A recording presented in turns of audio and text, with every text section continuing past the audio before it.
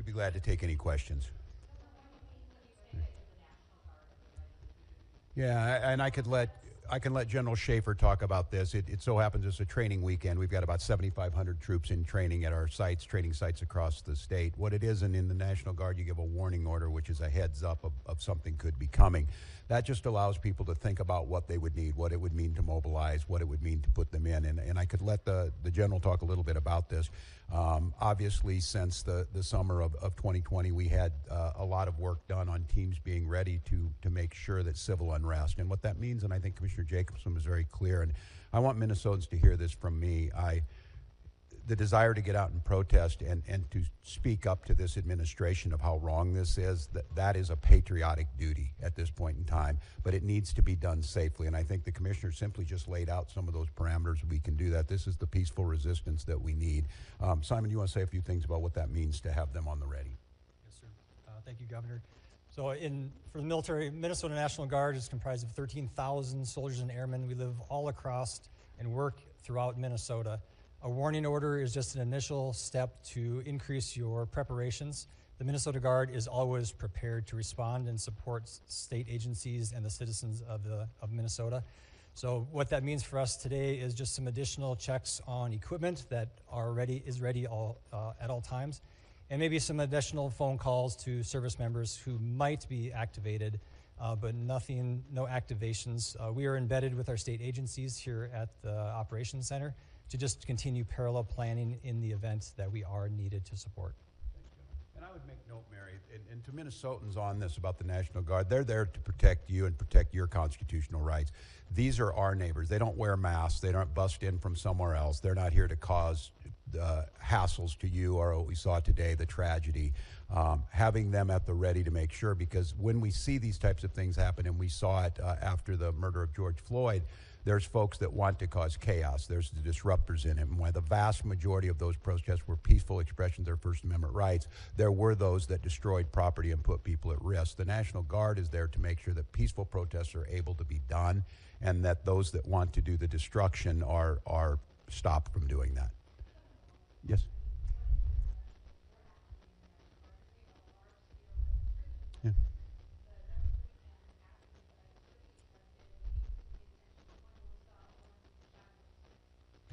Yeah, and I think apparently by a federal agent, not by Minnesotans who were there to express their First Amendment rights. I think we've seen this to have folks ready. The gatherings that were down there today, I think this shocked everyone. People showed up as they should. There's people putting flowers down on a memorial. There's people expressing their anger. It's just as these situations develop, we decide when we need to move these people out. And I think the local reporters know well on this. Both unfortunately and for us, the upside of this is that we're very good and we've had practice at this. And I just want to, again, implore Minnesotans, I am not telling you not to express your anger or your frustrations or the outrage that we have. Look, this was totally predictable, as I said it yesterday, and it was totally avoidable. And I just want to remind you, too, that local law enforcement, we get no coordination. They don't tell us they're coming. They don't say why they're sending the largest deployment in American history to Minneapolis. They're not making us any safer. We don't have any of that coordination. They should be talking to us when we do these things. Let us know. We're going to be down here. This is going to happen. We don't have that. So when you see local law enforcement or state patrol, or if it would take the National Guard, we're there responding to the chaos they've created too, but our role is to make sure that we're protecting Minnesotans so that something like this doesn't happen. I have not. The question was, have I spoken to the individual's family? No, we do not have a definitive ID on this individual. And I'm going to note to all of you, I think it's really important, and the professionals do this, and they train me to do this. This is an open investigation. You need to be very careful about it. I know that many of you, myself included, have seen a very difficult video to watch, one where there's a family member watched their family member be shot and killed in front of them. It's beyond me that apparently from the federal government, from the Homeland Security Director herself, has already determined who this person was, what their motive was, and they hadn't even been taken out of the vehicle. We're not living in a normal world. And so, no, I have not. And I want to be very careful because I know how painful this is. I know how painful it is right now. I'm saying person and all that. This is a human being.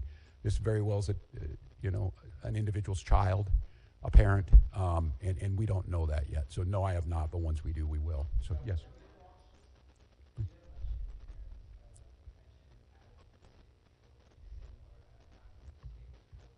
Colonel, would you like to do that?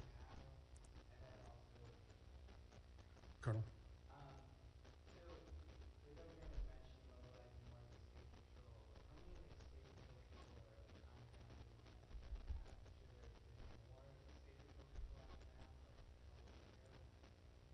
So the question was, how many State Patrol troopers have been deployed to the city of Minneapolis? Right now, we don't talk typical numbers because that is considered security information. We do have a specialized team that does deal with crowd control, and so they have been deployed. But again, they are from all over the state of Minnesota, so they will come in tiers to the state. No, it was in response to this event.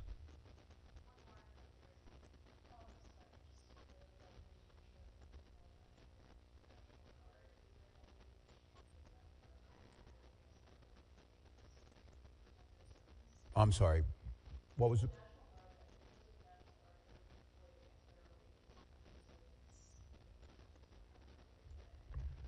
Well, I said this yesterday. We've never been at war with our federal government.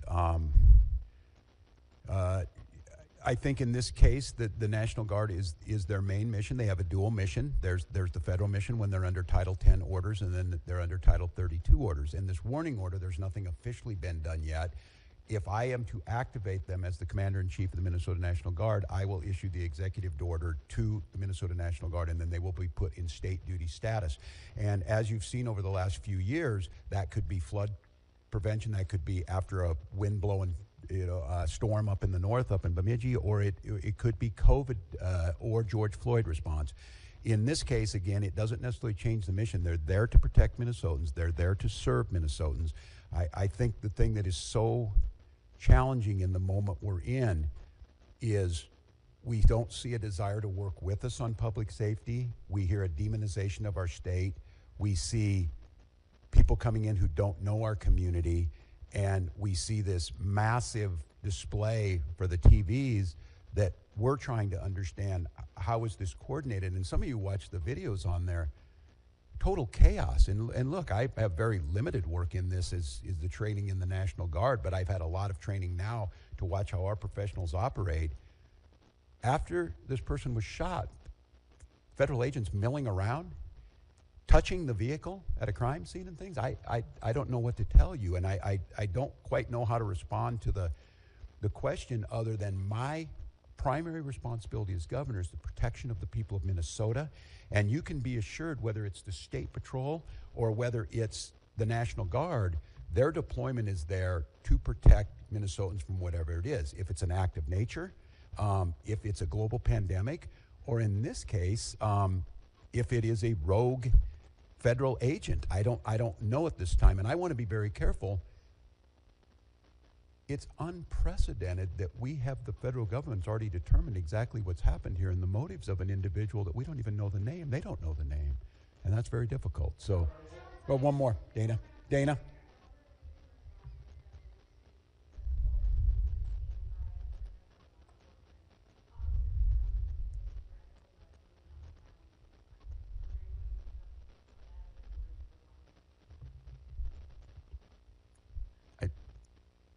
Look, and I understand the uniqueness of this moment in this week, following this week, seeing what's happening in the backdrop of a show hearing in D.C. My job is to govern, and my job is to see what the facts are.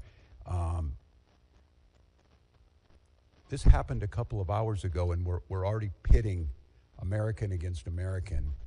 All of you saw a video in your eyes. We have a chaotic situation caused by the largest deployment in American history of federal agents into a community with no communication to locals.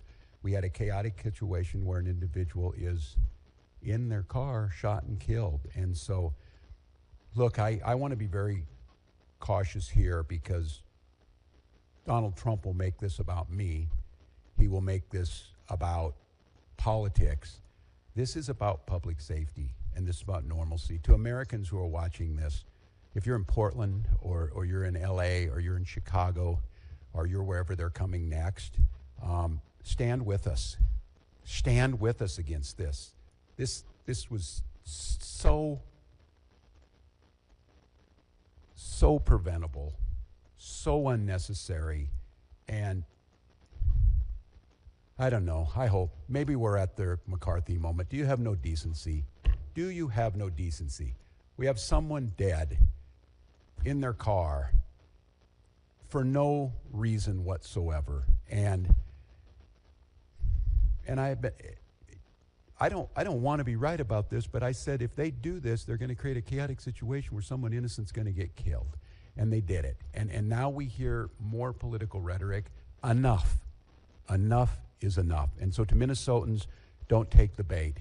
Do not take the bait. Do not allow them to deploy federal troops into here. Do not allow them to invoke the Insurrection Act.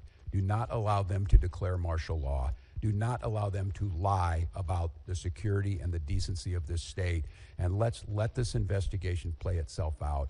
Let's make sure we protect our neighbors. I encourage you to use your First Amendment rights and all of your constitutional rights, but do so in a peaceful manner. We'll gather back with you as soon as we gather more information that needs to be put out. But again, stay safe, Minnesotans, and we'll be back with you.